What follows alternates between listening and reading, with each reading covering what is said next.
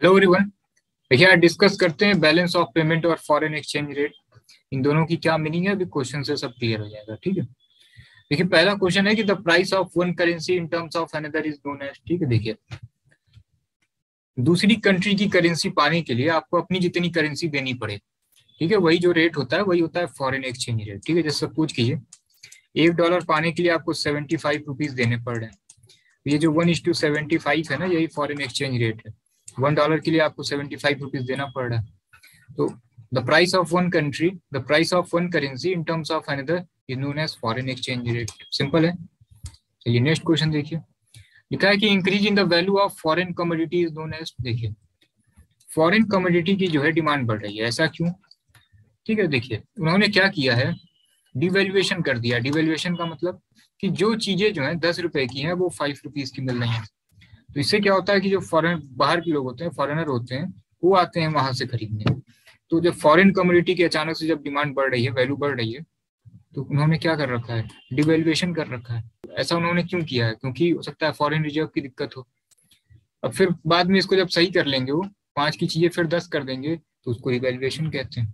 ठीक है, इंडिया में ये हो चुका है, जब फॉरेन एक्सचेंज का जब शॉर्टेज था तो डिवेल्युएशन हो चुका है। ठीक है, फिर कुछ टाइम बाद फिर से रिवेल्युएट कर दिया गया। अब देखिए decrease in the value of foreign commodity is known as. अब देखिए फॉरेन कमोडिटी की वैल्यू कम हो गई, क्यों? रिवेल्युएशन कर दिया गया। ठीक है, फिर से वही पुरानी प्राइस हो गई, तो फिर क्या हो गया, रिवेल्युएशन हो गया। Next question, what is the cause of devaluation of any country currency? क्या रीजन है? या फॉरेन एक्सचेंज की दिक्कत हो, एक तो ये रीजन है। दूसरा, इन्फ्लेशन रेट इंक्रीज हो रहा है। नेक्स्ट कि डोमेस्टिक जो रियल इंटरेस्ट रेट है ये कम है, किससे? फॉरेन इंटरेस्ट रेट से, ये भी ठीक है। और much increase in the income, ये भी ठीक है। ऑल द अबव हो जाएगा इसमें। ठीक है, नेक्स्ट क्वेश्चन कि trade of visible item between the country is known as. देखिए जो भी विजिबल आइटम होते हैं उसको गुड्स कहते हैं, और जो भी इनविजिबल आइटम होते हैं उसको जो है सर्विसेज कहते हैं। अब देखिए दो चीजें होती हैं, एक होती है बैलेंस ऑफ ट्रेड और एक होता है बैलेंस ऑफ पेमेंट। ठीक है, बैलेंस ऑफ ट्रेड जो है ये क्या होता है, export of goods minus import of goods. अब बैलेंस ऑफ पेमेंट क्या होता है, export of goods and services minus import of, ठीक है, गुड्स एंड सर्विसेज। तो बीओपी में, ठीक है, गुड्स एंड सर्विसेज दोनों चीजें आती हैं, और बैलेंस ऑफ ट्रेड में केवल गुड्स आता है। और ये कैसे निकलता है, तो एक्सपोर्ट माइनस इंपोर्ट। तो ये जो विजिबल आइटम्स का जो केवल ट्रेड है, ठीक है, मतलब गुड्स, ये क्या होता है, balance of trade. Simple. Next question देखते हैं कि when there is a favourable balance of trade, जब हमारा एक्सपोर्ट अधिक हो इंपोर्ट कम हो, इसका मतलब ये है।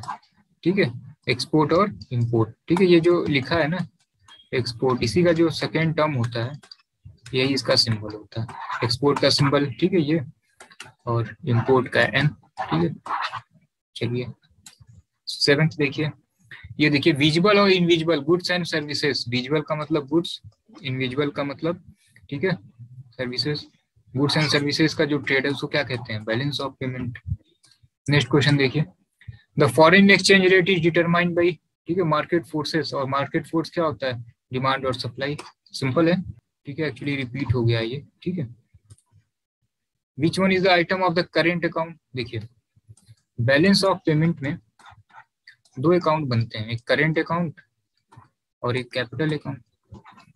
जितने भी गुड्स एंड सर्विसेज, ठीक है, ये सब की रिकॉर्डिंग है, ये सब करेंट अकाउंट में होगा। और जितने भी एसेट और लाइबिलिटी से रिलेटेड चीजें हैं वो सब कैपिटल में जाएगा। तो इसमें क्या करेंट में जाएगा, विजिबल आइटम है, ठीक है, टूरिस्ट का एक्सपेंस है, विजिबल आइटम्स है, ठीक है, ऑल द अबव हो जाएगा।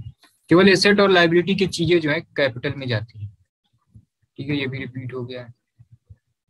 Major to improve the adverse balance of payment. ठीक है, एडवर्स बैलेंस ऑफ पेमेंट का मतलब इंपोर्ट ज्यादा हो गया, एक्सपोर्ट कम है, सारी चीजों का गुड्स एंड सर्विसेज कंबाइन करके। इसको कैसे सही किया जाए, डिवैल्यूएशन कर दिया जाए। इससे क्या होगा कि जो 10 की चीजें हैं वो 5 की हो जाएंगी। तो फॉरेनर आके इंडिया से खरीदने लगेंगे, डॉलर आने लगेगा हमारे पास। ठीक है, जब सिचुएशन सही होगी फिर से रिवैल्यूएट कर देंगे। तो कैसे सही किया जाए, डिवैल्यूएट कर दिया जाए। इंपोर्ट सब्स्टिट्यूशन, इंपोर्ट को जो है कम से कम किया जाए, ठीक है, जिससे डॉलर बाहर नहीं जाएगा। एक्सचेंज कंट्रोल कर दीजिए, ऑल दैट। तो सिंपल है,